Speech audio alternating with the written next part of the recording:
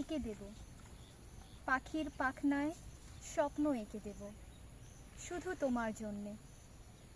তুমি কি অরণ্য ভালোবাসো? আমি অরণ্যের গান গেঁথে নিয়েছি অন্তরে। চেয়েছিল, মেয়েটির নাম ছিল বুঝি পাখি, দুটি ছিল ডানা, তবে তা কেটে দেওয়া হয়েছিল। মেয়েটার চোখে ছিল সরলতা, যা নাকি বেচে দেওয়া হয়েছিল পরবর্তীতে ভারী সস্তার বাজারে। ধুলি, পরতে পরতে ধুলি জমে আছে, এ ধুলি যে সরাবো কী করে? নিরুপায় হয়ে ধুলিগুলো মুক্ত হয়ে যায়। আমরা আজকে পড়লাম চড়ুহকের কবিতা। আমরা ঘুরতে এসেছি তোরাক নদের পাড়ে। আসলেই মানুষের জীবনেও অনেক ধুলি থাকে, অনেক কাদা থাকে, অনেক জঞ্জাট থাকে।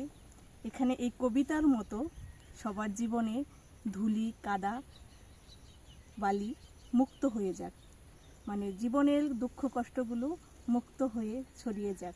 চড়ুহকের এই চাওয়া আমাদের প্রত্যেক মানুষের চাওয়া হোক।